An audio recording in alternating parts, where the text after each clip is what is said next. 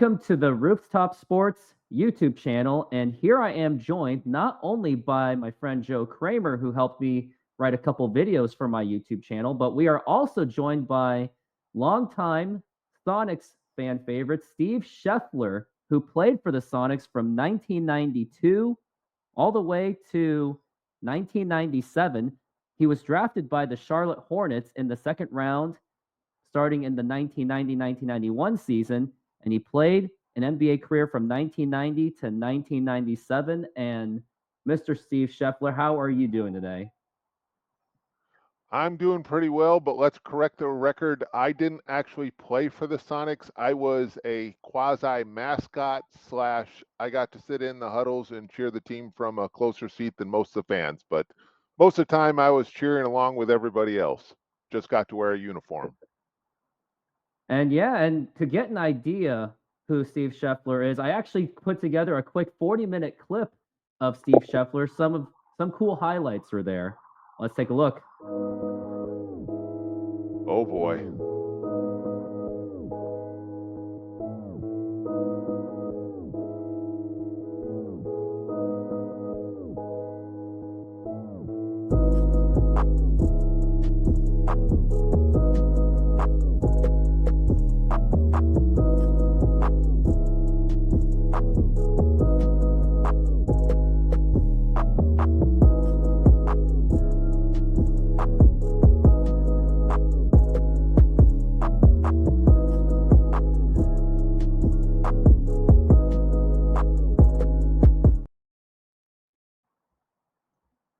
I'll say one of the highlights that stuck out to me, other than that huge three-pointer that you made against Miami, and I did look up the stats that you did score 8 points and you were perfect from the field.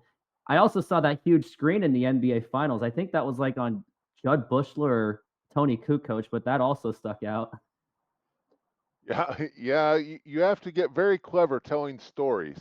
There is an NBA Finals story and a three-point story, but when your plays are limited, you get clever with history. Yeah, absolutely. And well, let's get into that first question. So, what has life looked like since you left the NBA, and what have you been up to these days, especially in the last near 30 years? 30 years. Well, when got out of basketball, wasn't sure what we wanted to do. I grew up have dyslexia, so trying to go for a typical job interview wasn't something that I felt real comfortable with. So with my wife and I, we wanted to manufacture of all things hot fudge because we're into food, and we ended up just repping specialty food companies.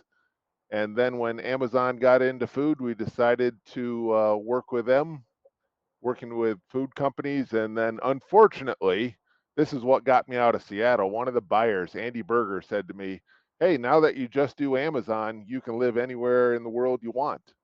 And my wife heard that and it's like, let's move back to the grandparents. So that's what got me back in Michigan. And we're talking Amazon from like early 2000s, like before Jeff Bezos became the man that he became. Like we're talking like, are we talking like Amazon from like their book days, kind of Amazon? No, it was a little past the book days, but they were still in the Seafirst building, and they're also still in the old hospital, um, up on the hill. That's where they split their main offices, so they had no campus down in South Lake or anything like that. So it was when Home Grocer was doing home delivery for grocery, and everybody thought that was going to be the next big thing. And what's the business that you do right now, or what is your career like currently? Career like now, just have a business that we just represent companies that want to work with Amazon, and just Amazon has its own nuances. So it's kind of like specialty niches, like here's how to resolve problems, here's how to advertise more effectively, things like that.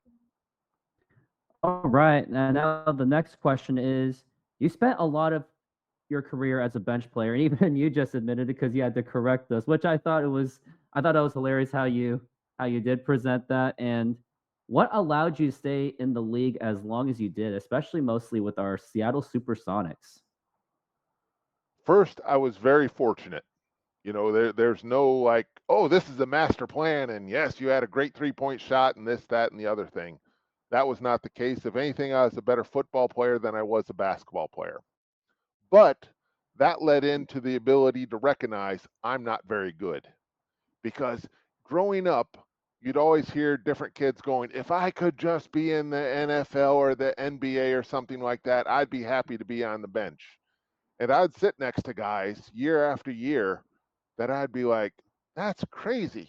Coach has to deal with 5 or 6 problems, and those are the starters and the main bench. He doesn't want to have to deal with 12 or 13 problems, and you've got this ego that thinks you should be starting, and you're not that good.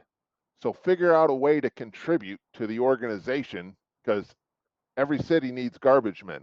Just not everyone wants to be a garbage man. And it's like, okay, I'll be a garbage man. That's one aspect.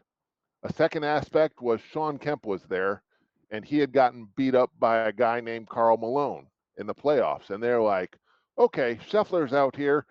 He can beat up Sean Kemp every day in practice, but he's smart enough not to hurt him because that's not his job. And if my first year there, Coach Carl had a thing where if everyone's hurt, we're going to start the deep bench player. And I think he was wise in that because at the start of the game, everybody's kind of warming up and not taking it too seriously. But me being from the deep bench, I'm going to be just going hog wild crazy.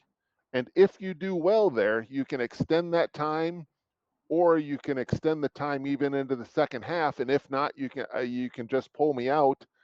And you want that deep bench player in when the minutes don't count because fourth quarter at the end of the game, that's when you want your key players in there and you want them as fresh as possible. And not being that good and recognizing it, my job was to just say, okay, nobody's going to throw me the ball. I've got to try to get someone that can score open. And whatever you do, don't let your guy score or get an offensive rebound. And outside that, just get out of the way. How did you stay mentally and physically ready, knowing that you might only play tonight? You broke up a little bit, but I think I got the gist of the question. Um, to be honest, there were so many games at the end of the bench. For example, when Bill Cartwright came to the team, it was the job of just the deep bench guys at second half to take like a giant size Reese's Pieces, put it in their sock, go through layups at halftime, don't let it fall, don't let anyone see it, and then at the end of the game, slowly pull it out, put it in the Gatorade cup, each one piece, and then only the deep bench guys could split that. You have another situation where you're getting bored, and our weightlifting coach and Rich King used to try to name the artist and the song, who could name it first, right? And that was kind of fun. And I would be the judge of that, and they'd just have that competition. The other thing is secretly, we would occasionally root for the other team.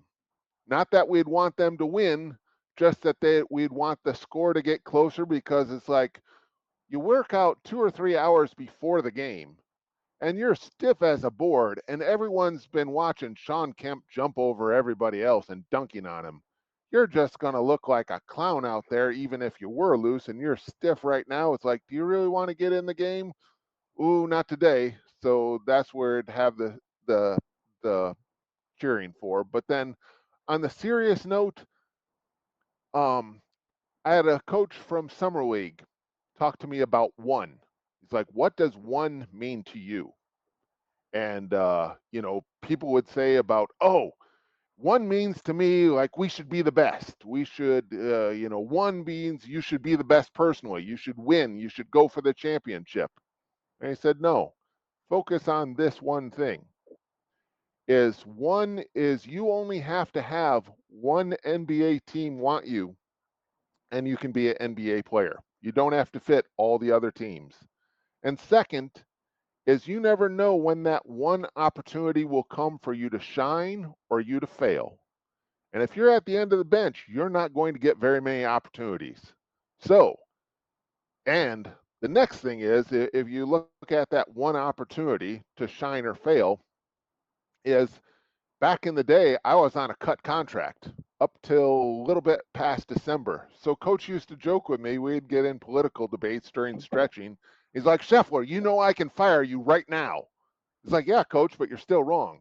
And he'd just laugh and roll his eyes and we'd go on. But that was the reality. So it's like, if this one opportunity you have, you screw it up, that could be the end of your career. So you better keep that in mind. And that's one thing to help you get focused.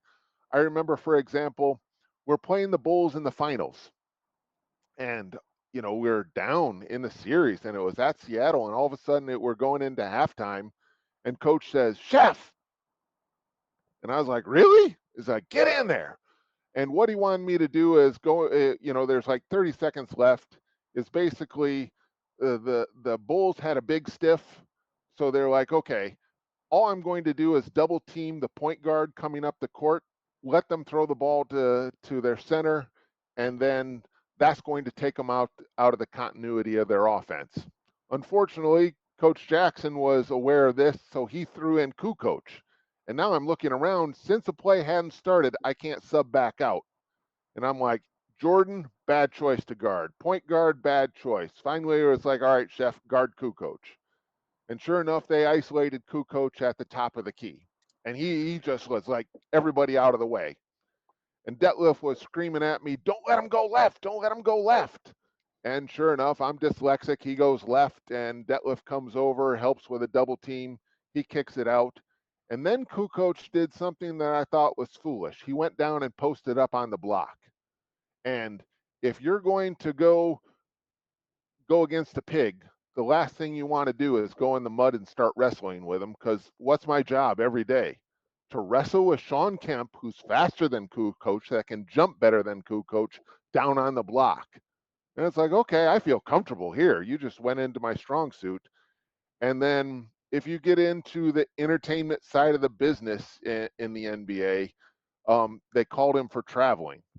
But if you talk about back to that one, I can say for one play in the NBA Finals, when the game was on the line, there was a positive contribution that I was able to do. Now that's spoken from someone that's deep from the bench, because I can't talk about the time I dunked over Jordan or anything ridiculous like that. But those are those one situations that you want to be prepared for. Now, lastly, this is going to sound controversial, but it's true. I was in the NBA. Now, we talked about this before the podcast. There's two rules my agent said are never going to be broken, and these two are going to make sense. There's nothing professional about professional athletics, and it's entertainment business. This is racist to say, but true. Europeans hadn't come into the league yet, and 95% of your fans were Caucasian. They don't want to see an all black team. So it was known back in the day to have your token white guy at the end of the bench. Now, if you go over to Europe, you don't want to be the white guy, because they're like, we got all the white guys. We need excitement and stuff like that. We need something different. So that was another factor saying, okay, that's your job. Now, we had Detlef, we had Rich King, so it's not totally skewed that way, but good or bad, that was part of the image that the NBA was doing. But you also understood, um, if I and Sean are underneath and we happen to be on the court at the same time, if there's a foul called, I raise my hand immediately and try to take the foul. And the referees are more than likely to give me the foul, even though Sean was the guy hacking the person to death, because Sean's part of that entertainment. We got to call a foul, but we want to keep the superstars in the game and the bench players expendable. So sorry for the long answer, but that's the closest analysis I can give you. Well, those are great answers, and I do like that. Hey, you did fill in a role that keeping Sean Kemp in the game, because, of course, not only is he an icon for Seattle, but he is one of the greatest Sonics of all time. And last thing we would ever want to see is seeing him foul out, which he did twice in the NBA Finals in Game 1 and Game 6, because Dennis Rodman drove him to the walls, literally. Now, the next question is, was there ever a time you thought about walking away earlier in your career due to the role that you did have? Um, there was a time back in college. I was the worst recruiting mistake in Purdue basketball history. I was told that by an assistant coach after, I was graduating or whatever. And to emphasize this point, I was so bad after my freshman year when spring football came along, the coaches were like, if you want to, Steve, we understand why you might want to do football. So we had won back-to-back Big Ten championships, and the coach had asked all the players individually, does anyone have an attitude problem? And I said, yes, coach. And he asked, what is it? And he was kind of surprised by my answer there. And I said, coach, it's me, and I hate basketball. He's like, do you want to quit? I'm like, no, but it was just a lot of work and wasn't very fun. Even though I had gone from, not supposed to being able to play ever at Purdue to now looking to be the starting player, and we just won Big Ten back-to-back championships. Coach thought, Chef, he's crazy, and there's a reason why he minored in religious studies and philosophy because, you know, certifiably, I probably am crazy. I have a few questions for you, Steve. I want to start off first by asking you about the nickname, the Chef. I'm not quite sure it adds up for me. I don't think I see the connection. Can you explain the story behind the nickname and how you like it, how it came to be? Um, it just came, Scheffler abbreviated as Chef, and multi-syllables. If anything, I wish my last name was Chef because writing signatures, Steve Scheffler, when you're with the Sonics, there's going to be hundreds, if not thousands, of things to sign, just as a team. And the more syllables you have, the harder it is to write those things. So Chef just tended to be one of those easy things to say and quick. So that's where it flew out of. But it was fun. I remember there were some people that would dress up in chef outfits. Now you have to understand, we were blowing teams out by 20 or 30 points, and people got bored in these games. But they would dress up in chef outfits and bring pots and pans and bang them together at the end of the game. And the upper arena would start cheering, chef, chef, chef. Now you also have to understand that the upper arena has probably maxed out on the number of beers that they can consume. It's been a boring game for a while. Let's see what the mascot can actually do, because he turns bright red when he turns in the game and he just zips around like a crazy man. This is fun entertainment. And Coach Carl, I think, to this day would actually kind of tease the crowd because he'd walk down to the end of the bench, look, pause, and then walk back, and you'd hear the fans go ooh and ah, things like that. So that was fun. And I remember Michael Cage looking at me. So he's the starter and he looks over and he's like, Chef, what the heck? I've been busting my butt the whole day out there, right? Getting all these rebounds, doing all this stuff, and they're cheering for you, and you just been sitting here. And I was like, yeah, Mike, anytime you want to trade paychecks, I'm happy to do it with you. But that made the time special and fun and exciting, but also nerve wracking because I'd get in the game, we're up 30, there's 2 minutes left, and my knees are literally shaking because of the adrenaline. And you're thinking like, what are these people all expecting? They've just been watching all these all-stars do all this stuff. I'm sorry, it's going to be pretty disappointing here. Just don't screw up really bad. When did you first get the nickname?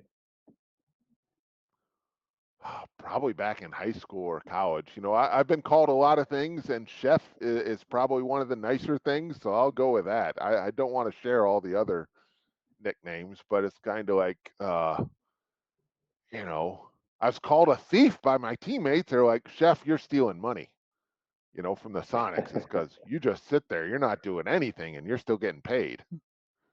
So chef wasn't so bad. What stood out to you about the Sonics fan base when you first got here and throughout your time playing in Seattle? Okay. Have either of you guys played athletics? High school, middle school, anything? You I bet. played softball. I play softball right now. I'm the starting Okay. pitcher of my church team. Okay. So if you're playing softball for your church team, and let's say you guys go to the national championship, even though I know it's a local league, but let's pretend it's the national championship, but it's here in Seattle for the first round, and you just get the whole church around the field, right? And your family and friends are there and they're cheering and screaming. In a lot of ways, there's no difference in the intensity of what you feel on that field than what you feel in the stadium when it's packed to the roof and everyone's cheering and screaming. The difference in the professional sports then is when you're coming back from the finals and at Boeing Field, the parking lot is filled with people and the concourse is filled with people and they're all cheering. And wherever you go in Seattle, people are cheering because you're part of something that's really special and exciting. That's where you get, I forgot what the question was, but that's where you get that excitement. That's what makes it a lot of fun. You, as we've mentioned a little bit, you played the bench most of your career. What do you think made you decide to stick around in Seattle in particular as long as you did? Um, it wasn't my choice. It wasn't like there's a whole lot of teams. There's one time towards the end where there's a little bit of a possible bidding war between Boston and Seattle. But if you're on a bullet train and you're a caboose, right? An old fashioned caboose on it, you are just trying to stay coupled to that bullet train and hold on for dear life. You're not worried about, oh, yeah, well, maybe I'll go here. Maybe I'll do this. There was a couple occasions where I took a pay cut to stay in the States and in the NBA compared to going overseas. But basically, it's like if it's a good fit, if you're fulfilling a need, stay there. The other thing that I recognized is, hey, this is the entertainment business, right? And I'm not going to add particular value on the court most of the time. But can you entertain the fans as well as possible? And how can you entertain the fans and interact with these people? Because sometimes you get the impression of like, oh yeah, I don't care. I'm just here being this athlete and I'm really cool. Well, I felt as like, hey, I'm really fortunate to be here. So let's take as many opportunities to interact with the fans as possible. This autograph thing is kind of like stupid. So instead of saying no and people think you're a grouch or something like that, sit there and say to the little kid, okay, if you want my autograph, I'm going to trade you autographs. And now you're starting a dialogue with that person, but that parent's going to remember. And then Jim McIlvaine came up with a thing because I'd have papers, just stuffed in my pockets and I didn't want to throw them away. And I'm like, what do I do with all these things? He started to just ask people questions. So instead of having a line or a lot of people handing papers to you, you just ask them geography questions. What's the state capital of Texas? Austin, or arithmetic question. And that way, now the parents are happy, the kids are happy, and there's some dynamic things there. But here's the thing that's interesting about how cool NBA players are. They still care because with professional sports, there's a dynamic between the business side of things, which it can get ugly at times, and then it's still a game and the emotional side of things. Because Michael Cage talked to me about how when they played before I came there, Game 7 against Utah, the fans weren't the stadium wasn't filled up, and that bothered him. Or even in college when I was a freshman, some of the all-stars would look up at the very top row and see if it was filled. Did we pack the house or not? And if not, that would bother them. So as much as guys want to be coy and things like that, I think that interaction and that excitement was very important. And then instead of trying to avoid those people, embrace those people. Embrace as many speaking engagements as you can. give as many high fives, and then have as many conversations as you'd want. For me, I was low man on the totem pole. So, like, I remember when we were in Houston, there's a mall that was attached to our hotel, and I could kind of sneak off to the restaurant and go. And I just looked over at Sean, and he was walking through. It was in the playoffs, and he was surrounded by people. And it's just like, ooh, wow, that's a bit too famous. I could just throttle it back and kind of reach out and control it compared to him, or Gary or people like that. They just had to cocoon, in their own nest because otherwise they would get overwhelmed. I also remember the one time in New York, there'd be professional autograph seekers, and they'd want my autograph, and they wouldn't even know if I was a coach or a player or not. That was the funny thing. Um, but then they're like, "Hey, could you get me Sean Kemp's autograph?" I was like, "I'm not going up to his room and get Sean Kemp's autograph. I might be the garbage man, but there's still limits here." They're like, "We'll give you $500," and I'm like, "No, that's his business," and stuff like that. And I got on the bus and talked to Sean about that, and he said, "Hey, chef, next time someone offers you $500 for the autograph, take it, and I'll split it with you. Come up and get my autograph." And I thought that was hilarious. Oh, what was the vibe like in the locker room with so many big personalities on that team? Depends on which team, because you The had yeah. Derek McKee and Eddie Johnson and Dano Barros there early on, and then you have Hersey Hawkins and Detlef Shrimp and Brakowski later on. So my first year there, we went to the first round, and we're playing Utah, and we were down like 20 points in Game 7 at Seattle, in the first round or whatever. Maybe it was Game 5 then. Game And I five. They didn't remember have game the seven. guys in the locker room, had this heart-to-heart talk like Eddie Johnson and Ricky Pierce did, and it got real serious and real focused, and that changed things. And we went out and blew them out. I thought, wow, the worst mistake they could have done is put us on the back of our heels, and put us down like that. But then, when I say like in the NBA Finals, here's the bad news about it. You'd get guys that were mid to deep bench players, and this person will stay anonymous, but coach wanted to put him in, and he refused to go in the game.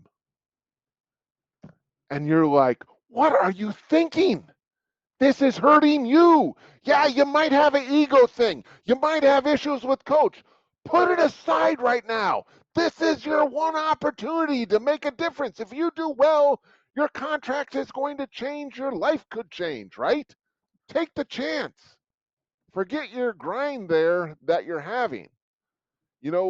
Before the finals, we're playing Utah, and it's Game 7 in Seattle, right? Winner goes to the finals, and Detlef Shrimp is killing him, right? We're pulling the ball into him, and he's just dominating his matchup. And I go to Coach Stotts during the timeout because we went away from it. I was like, "Coach, what are we doing? Throw the ball to Detlef." And Coach was like, "Well, we don't want him to figure it out, so we're going to save that for the fourth quarter." And I sat back through after the timeout was over, and I was like, "They're going to figure it out, Coach Stotts, at halftime anyway. Pound it to them." And then he took me aside and said, "Look, we know certain players are going to get their numbers. Do you want them to screw up the second half trying to get their numbers if they don't have their numbers in the first half? Or do you want the second half just to go in and we can win this?" And I was like, wow, we are managing egos now. Even like Sam Perkins would talk about saying like, "Hey, guys are throwing the ball purposely to me low, so I can't get my 3-point shot off out of the double team, so I have to throw the ball back to them so they can get their shot." And you're just like, I thought this was all about winning. That's why teams like with Magic Johnson and with Larry Bird, um, when you have that dominant personality that's more dominant than the coach even, they have a much better chance at winning the championship than a team that's quasi divided. Because remember, we're the same Sonics team that lost one of the first teams ever at number 1 seed against the number 8 seed with Denver. Mhm. You know, and part of that disjointedness was the problem. And Mhm. trying to get everyone unified, that's where it's part, you know, is it totally negative and totally cynical? No, absolutely not. But is it totally pure, all for one for all? This is just we're playing it for fun and passion? Not necessarily either. And that's the sad thing. Especially when, you know, you're at that end of the caboose just going like, hey, this is out of my control. All I can do is cheer and try to encourage people not to do stupid things. Seize this opportunity. You know, Coach Carl would talk about going, guys, you think getting to this NBA finals is easy and often. This might be your only shot at it. Seize that moment. This is the one that's staring in front of you. And going back to that NBA finals, here's the somewhat hidden thing is Nate McMillan oftentimes had the highest plus minus number on the team. When he was in the game, he was influencing the team on a positive side more than a lot of other players, but yet he was hurt. In the games he was out and hurt, we lost badly. In the games he played and did well, or at least was able to contribute, we won. And he was taking some serious shots in the back to be able to perform. And even then, he was performing at a lot lower pace. The other thing is Gary Payton. We didn't always see eye to eye, but he was a strong competitor and he played with a broken foot. He talked about, man, I'd just like to blow my arm off 'cause it hurts so bad. I remember at Portland at a timeout because he's in so much pain, but he would go out there and compete anyways. And he was dealing with a pretty serious calf injuries that was slowing him down. And those are things that, wow, if we had all those guys and it was really tuned up, would we have been the favorites? No, but could we had a much better chance at winning? Yes, it could have been. We just didn't have that tolerance for like, oh yeah, we're a step and a half slow right now.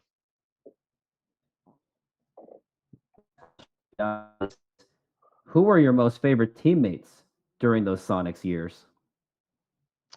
Um, I'll mention two of them. It varied for different reasons and at different times.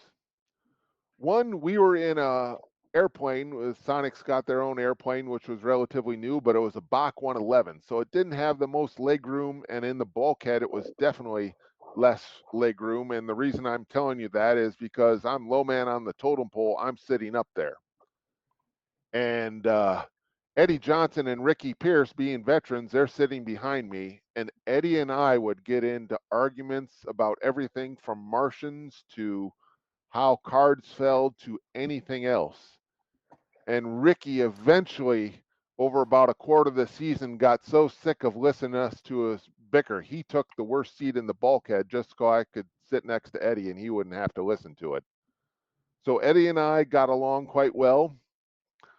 Another story that's kind of funny is I, since I was always one step from the door, the guys at the end of the bench, they're going to expand the team by putting us on injured reserve.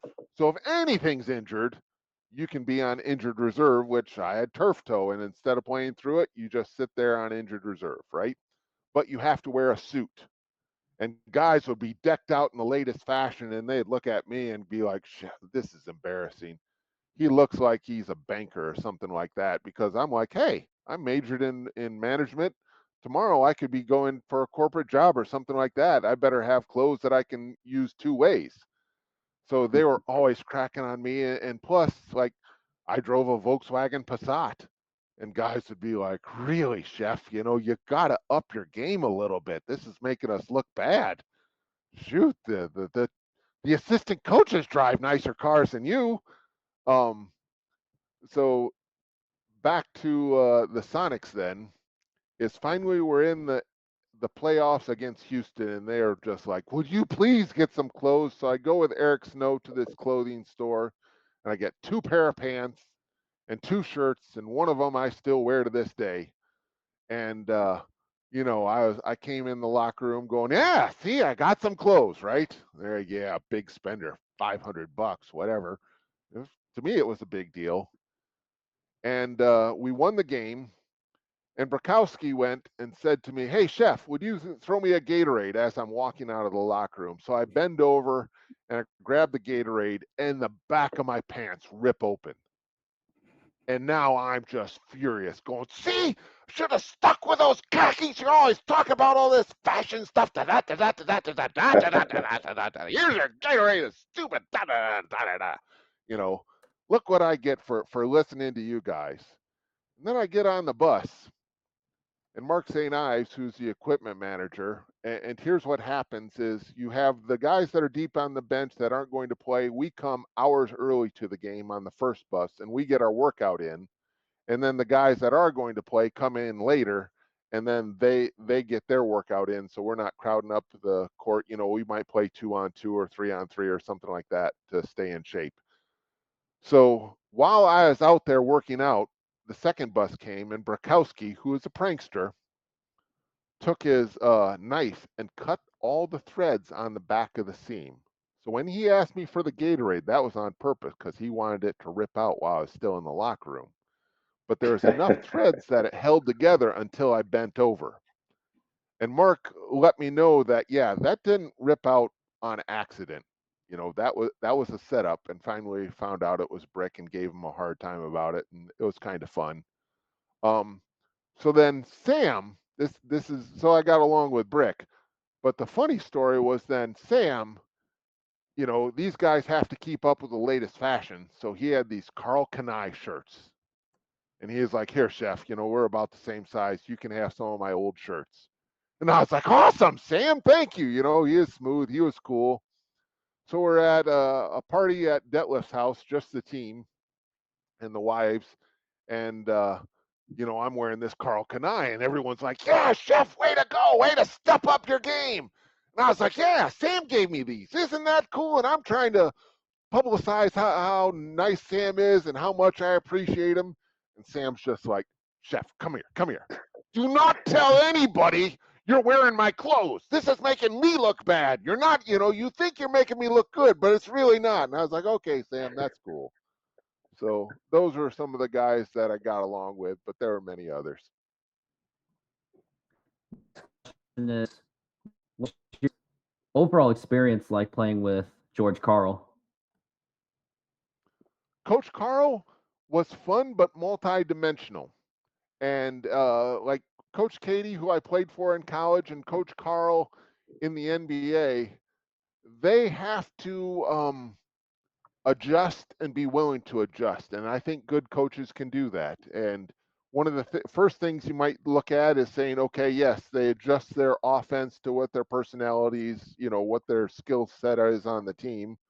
There's some truth to that, but more importantly, is Coach Karl had one of the best records in the CBA of all time. He was 50-2 or 56 or 50-6, some crazy record like that. And one of my teammates said he was a super hard-nosed coach in the CBA. Like if they lost a game, they're going to have two-a-days that next day in the middle of the season. He didn't care. And then in the NBA, he was so loosey-goosey and zen-like. I was like, coming from my background where it's always very square, and it's like, if you don't touch the lines, you're running extra sprints, and he was very lax. But he was trying to accommodate the different personalities of the players that he had. With Joe Barry Carroll, his first time through, in the playoffs, he tore up his locker because he was reading a book before the game, and he's trying to motivate him. With Gary and Sean, he would ask them, hey, how do you guys want to run this pick and roll? I want you to take ownership of this. I want to encourage you to take ownership of this team. So those are, hey, it's like almost Dr. Jekyll, Mr. Hyde. No, he was looking to appropriately fit in how he could. Now, Coach and I would get in a number of arguments. And when I say arguments, there's certain guys that will be like, I should be playing more. Why aren't you getting me in? No, we'd have more philosophical arguments about something whatever, like, hey, I think I can beat you in tennis or whatever. But, you know, it was simply on an intellectual basis. But he would come out sometimes before the game and he would be wound up and nervous himself. So we would play one on one. And I'm like, okay, coach, you want to play one on one? I'm going to beat you. And when I say beat you, I don't care what the score is. I'm going to put a forearm in you. I'm going, you know, because he's a little bit slower now. He's a bit rough, you know, rough around the edges. And I would just literally try to pound on him. But he also found that as, I think, a stress relief then. Going, yeah, this is definitely taking me out of my element because this is a stupid, crazy, wild man chef playing against me. And so we had a dynamic, fun relationship, but also um, got to see behind the scenes with Coach Carl some. And he was a dynamic person, a dynamic coach. Here's one thing that might be a little bit interesting for the fans is Chad Forrester is still a coach in the NBA. He started out just as a juicer. He did the juicing for the team. We had this big commercial juicer, and he would juice after practices and the games for nutrition. Coach Carl took him under his wing and eventually got him into the video coordinator and helped him step up to become a coach. Coach Carl also in the CBA, where guys weren't making much money, talked to his wife Kathy, and they agreed, going, all right, we're going to take our December paycheck and give it to the players and staff as a gift, you know, because in the Wow. CBA, which I was there, little things mean a lot. And they continued that on even when they were making big paychecks in the NBA. So, like, his staff would get pool tables and things like that. I'd get a custom pool stick, you know, all kind of knickknacks that I still have to this day. But he is a very generous person and a caring person.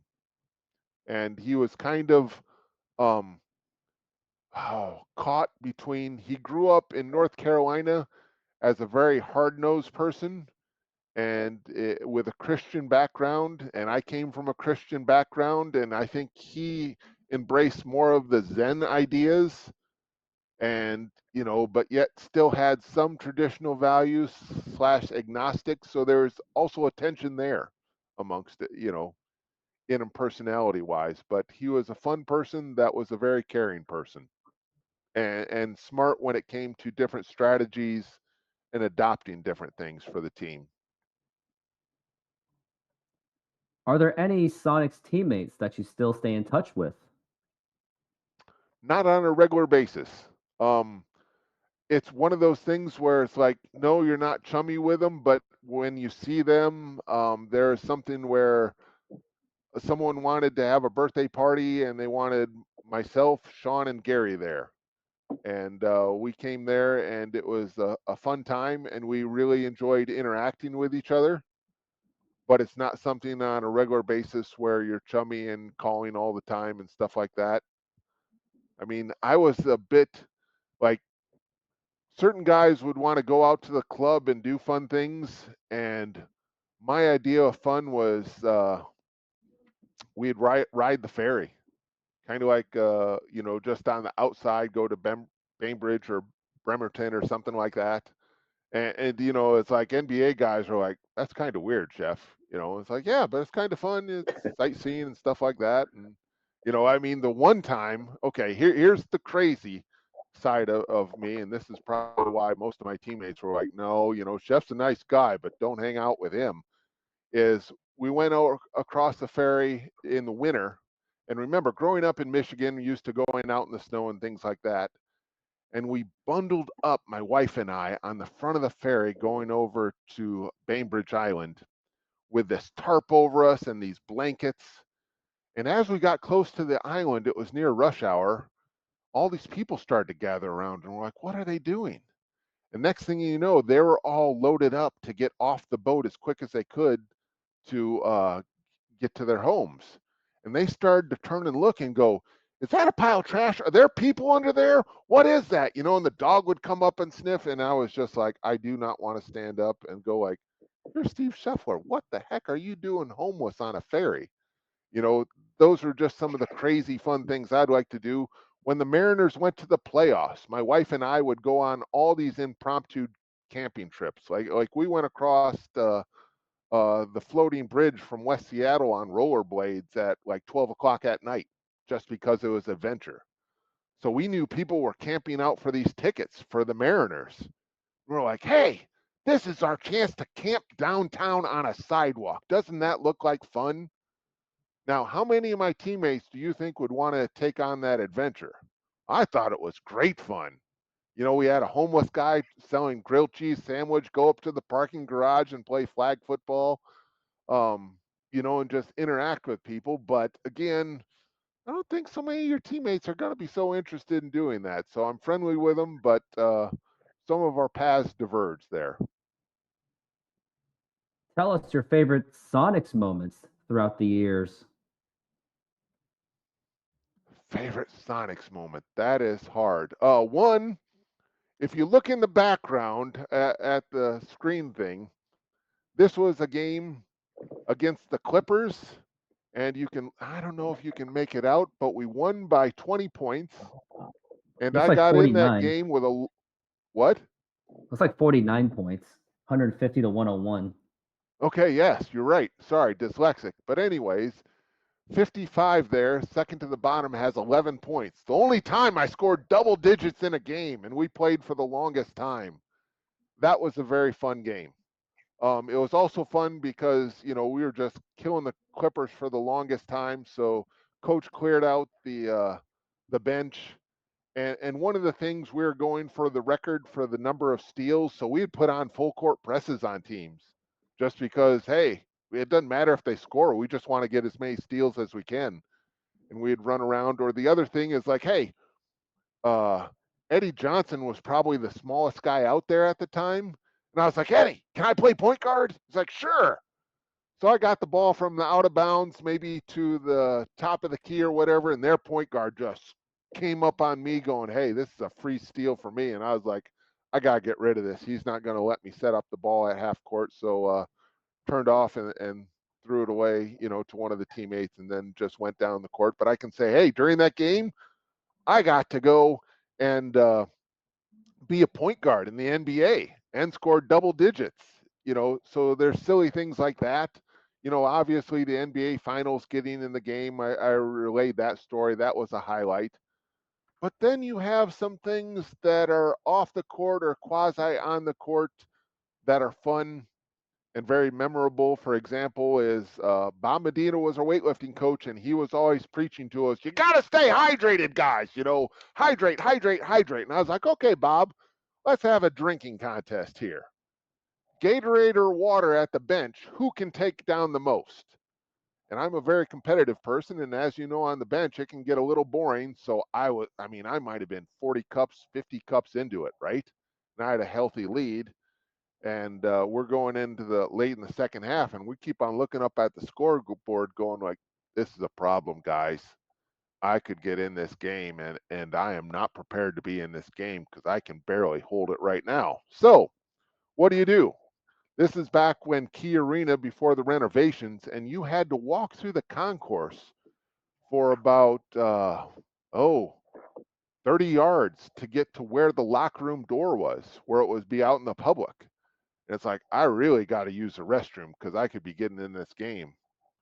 So I said, Bob, cover me. If coach asks me, at this timeout where I am, you got to come up with a reason. Hey, Chef's here, he's just taking care of something, whatever. So I go run back to the public restroom because that's the only one you can get into. And notice I'm in the full warm-ups and everything like that. And the only other person in the restroom right there is a guy that's probably had a few too many beers. And we're both doing our business, and he looks over and he's like, is that a dedicated fan or what? Man, that guy. And all of a sudden he realized, like, hey, aren't you a player? And I'm like, yeah. He's like, can I have your autograph? He's like, after the game. And I just think it's funny, like, he probably went up to the guys that he went to the game with and he told them that story, and they're like, no way. But yet it was true, and little things like that are memorable. I also remember, hold on, Coach Carl, at the end of the game, we'd have these dumb shooting games, right? And here's what you do if you're not a shooter and you're working with the bigs on 3-point shooting is you come up with clever ways to help your team win. How do you do that? Is when everyone's supposed to take their turn, you, instead of going back and getting in line, you just stay under the basket and keep on feeding the ball out to your team so they get as many shots as possible. So the coaches have to make a rule against that. So then you'd say, okay, I'm going to go and throw my ball and try to hit the opponent's ball out because my ball's probably not going to go in. Had to make a rule against that. Then you'd go and say, okay, I'm going to, when I grab my ball, I'm going to slowly throw it back and wait for the opponent's ball to come through the net, hit off my shoulder, and go way down the court to slow them up. They'd have to make a rule against that. So one of the things Coach Carl would do at the end is make up special plays for me to get a three-pointer. And I remember making that three-pointer and then taking off and running down the court and giving my teammates all high fives. And then go, oh yeah, I got to play defense, and veering back in and playing defense. So when you're at the end of the bench, you know, yeah, you're not going to hit the shot to win the game most likely, but it's the little victories that make it enjoyable. Some people might not be aware, and I didn't know this until recently, but you actually had made a second stint with the Seattle SuperSonics in early October of 1999. And you were there from like the early October until the start of the 1999-2000 season. What was the story behind that brief return?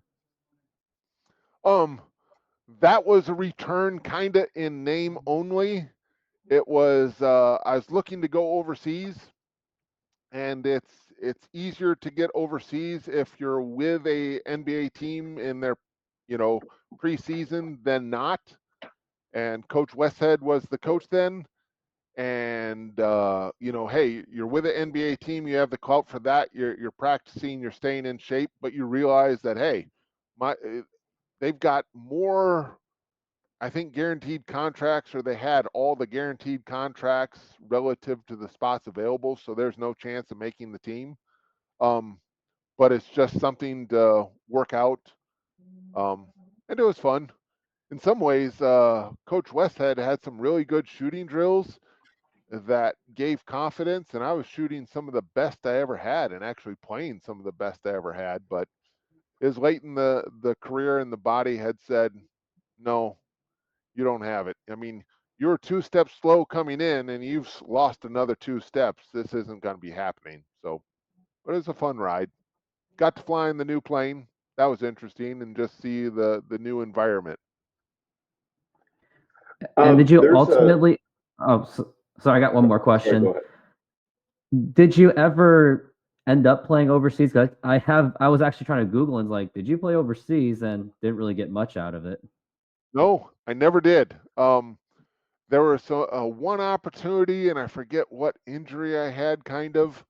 My brother had played overseas. He still lives in Italy or whatever. He spent most of his career over there, and that was something fun I thought would be exciting to try. But there's also a bit of fear about it. I like the idea of being able to play, but some of the coaches there would be very aggressive with practices, going 2-a-days throughout the season or whatever. And there were times that, especially later in the career, I'd look up at the rim and go, Steve, your knee is messed up right now, or your hip is messed up right now. You can't even jump up and dunk it. What in the world are you doing in the NBA? And if you were going to put a lot of pounding on the different joints that I knew were failing, I didn't think they were going to be able to hold up for that long.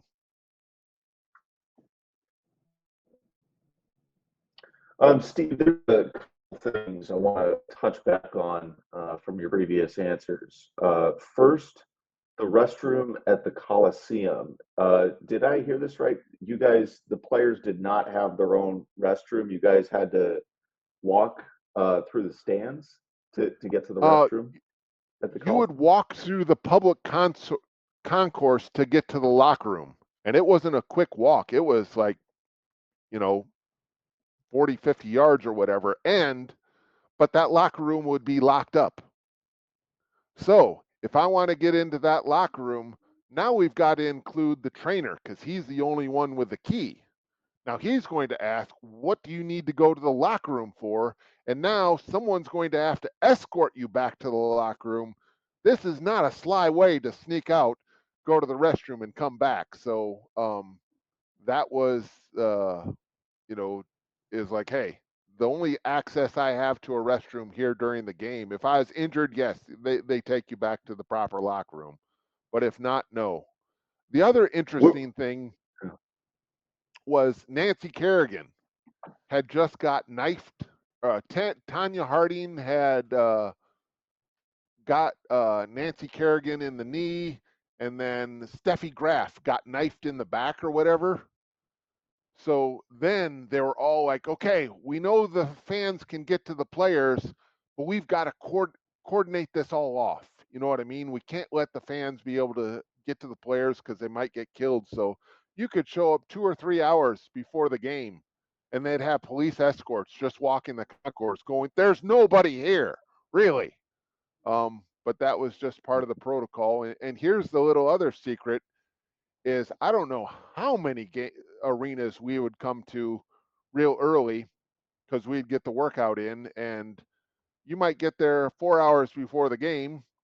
You'd go back to the loading dock and you'd just say, hey, we're with the Sonics, let us in. Show no ID, no credentials, and they'd just let you in and go to the locker room. I'm like, if we just conned our way in here, we could just clean up all these uniforms that are sitting here and walk off with them. But we're interesting. The only time I really got stopped by security was when I was with the Charlotte Hornets. This is the idea: you're deep in the bench. They rotated security guards mid-season, and the guy wouldn't let me in because I didn't have proper ID. Well, they didn't give proper IDs to the players. I finally had to have him go back and talk to the equipment manager that came out and said, yeah, he's with the team. You can let him in. But outside that, you could get into all other stadiums fine. was this restroom thing, was that like particular to the Coliseum? Were there other arenas Yeah, that was particular to the at that Coliseum time? because the Coliseum was meant for, the 67 World's Fair, so they weren't really interested in having a locker room attached right to the court. It was weird. It was fun, but I want weird. to ask you. I want to ask you about the renovations. Obviously, Key Arena got a lot of flack after they finally renovated the Coliseum. Just kind of your experience with the perception with the renovations they did. Did you feel like it was sufficient, or how much do you think they improved the building with your I haven't experience? seen the latest renovation. I just saw the first renovation when it went to Key Arena, and I Yeah. remember going through it when it was under construction. And Coach Stotts joked with me, yeah, down here in the locker room, that's where we're going to cut you. It's like, Coach, that's not a funny joke. He thought it was hilarious. And also, we had an earthquake that was pretty significant there. And I talked to the construction manager, and he said he flew down I-5 because he was worried about, hey, we're in the middle of construction, the earthquake, this building isn't stable. A lot of bad things can happen. And when he saw from I-5 that the main crane pillar was still standing, he was like, okay, it was fine. And he was able to turn around and go back. I liked the old arena because it was meant just for basketball. So people were able to get on top of you a lot more. And it was a lot closer in compared to with hockey. They have to spread it out a bit more. Mm-hmm. And the other interesting thing is at the time, they're all chirping like, hey, we need more luxury suites. After I retired, they had some of us old players come there and try to sell the luxury suites and whatever, but they hadn't maxed out capacity yet, you know. And here's a dirty secret for you. One of the reasons why you want luxury suites is if you're in a business and you want to take politicians to the game, they don't want to sit courtside because everyone's like, hey, why are they sitting with this corporation and the politician? They'd much rather do their business in a luxury suite where they're out of public eye.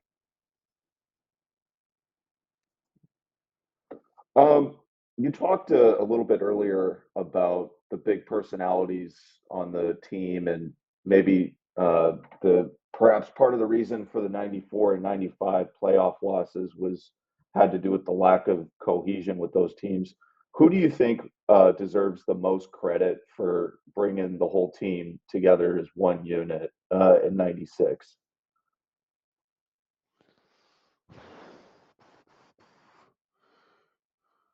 Good question.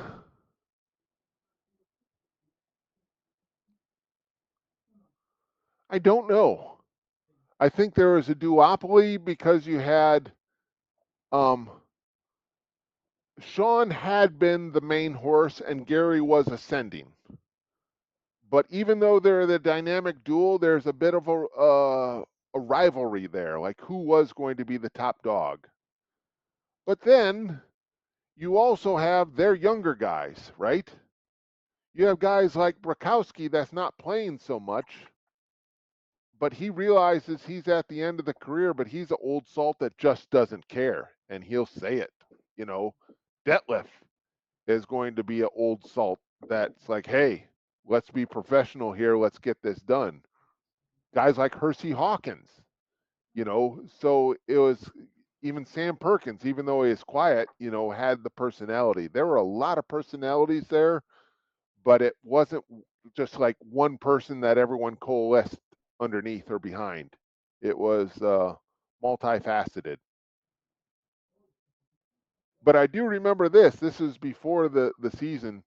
Is Gary Payton, was known for talking a lot of trash, and he did, and he was good at it. But we were stuck in traffic in Japan when we played overseas in the early season, and Eddie Johnson and Gary got into it, for fun. And by the end of it, Eddie was taunting him, going, "Hey Gary, I don't hear anything. Is that it? Is that it?" Looking at the back of the bus, and he was the only guy to get Gary to concede the argument. It looks like Joe just looks like his internet kind of just went out on him. But the next question is going to be, what was your reaction when you found out the team was leaving Seattle back in 2008?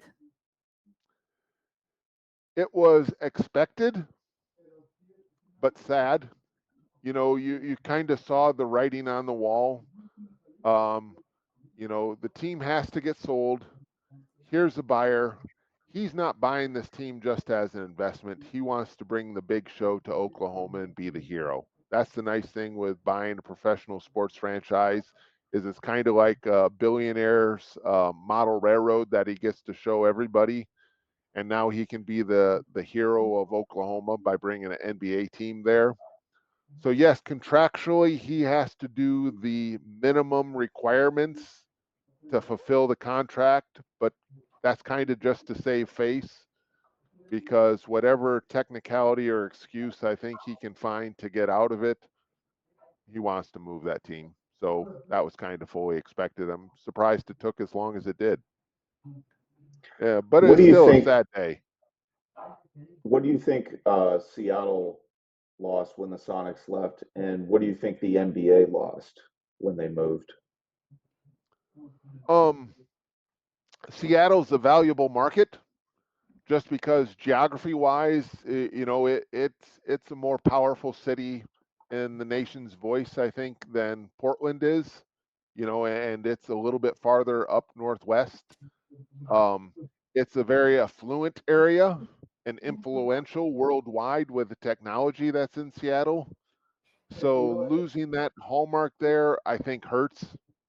Um, I don't think Seattle lost the team because that they didn't have the fan base. There wasn't excitement. There is a plenty of excitement, and for the team.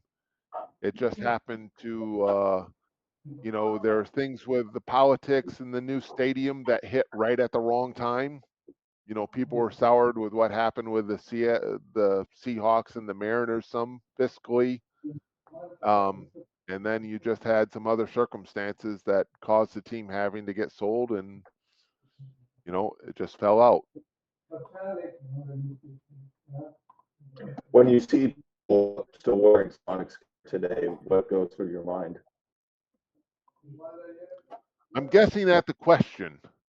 When I'll make up the question and just nod if this is correct. When I see Seattle things, what goes through my mind? Seattle SuperSonics specifically, like Seattle Oh, SuperSonics yeah, gear. yeah. Um, Fond memories, nostalgia. Especially if it's the old stuff, like your logo is the old logo or whatever, which I kind of like better. The new one does look cooler or whatever, but the old, those are the good memories. Those are the times when um, it's a special time in your life. I have a friend that's a Navy pilot, and he was a Navy pilot. He's retired now, but he talked about how there's nothing like landing a airplane on a carrier at night at rough seas. There's an adrenaline rush there that you get nowhere else. And there are many opportunities in your life to do one other thing that's going to influence people in a bigger way than probably basketball. But that excitement, that enthusiasm, that energy, kind of like landing on that carrier at night. You see that and you just remember those good times and you're kind of sentimental about it. If an NBA team returns to Seattle, would you want to be involved in some way? Possibly. Geography would hurt me, being in Michigan. Um, going into coaching, no, if I wanted to do that, I would have had to do that a long time ago. PR stuff or sales stuff would be kind of interesting. There's some ideas my brother had from like soccer overseas that would be fun in implementing. I remember the one time, this is when you're in the deep end of the bench, you do an internship and it happens to be with the Sonics and you go around and you help sell tickets. Like we went out to the Nintendo USA headquarters, and sold tickets, and just the philosophy behind that. I thought that was kind of fun and interesting. So, um, is there a possibility with that? Yes, but the probability is probably pretty low. Getting part of that taste and that excitement, yes, but got plenty that keeps me busy right now. Well, that is all the questions. And after going through your NBA career, now I had just remembered that I actually played for my high school church basketball team. And I can say that I basically had your role. The only thing I really did was shoot occasional 3 pointers in practice. And I was like the hustle kid. All the talented players were like, yeah, whatever. And I guess my role was my coach was like, "Why aren't you putting up the effort like Joe?" And everyone's like, "Okay, fine, I'll put up the effort." But other than that, I was mostly just sitting on the bench, just screaming. And yes, I had that one moment where I made a 3 pointer. Everyone just I felt like that there was going to be an earthquake. So I guess we have something that we do have in common. And I do Yes, you have do. actually I do. Except in softball, it's different because I'm like the star player. But before we close this show, I have one more video. It involves you and Jim McIlvaine. It was about the Read for Succeed campaign, and I'll play it in just basically 2 seconds. Okay. You probably expect to find us in the gym.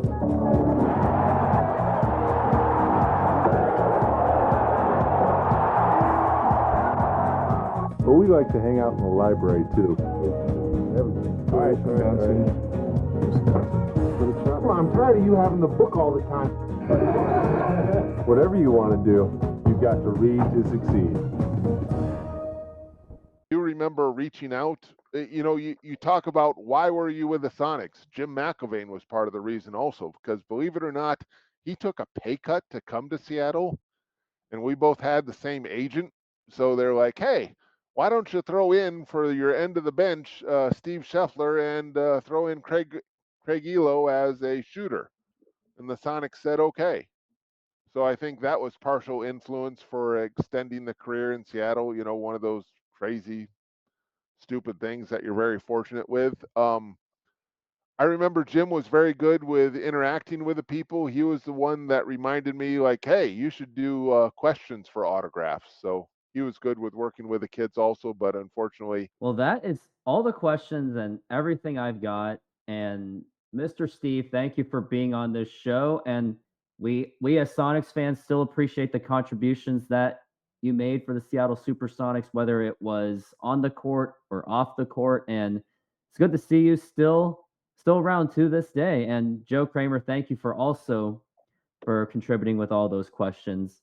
And everyone that watched the show, please like and subscribe this channel and this video. And everyone, go Sonics. thank you for having me. Thank you for letting me go down memory lane. And hopefully, real soon, you'll be able to interview some live Sonic players when the team comes back to Seattle.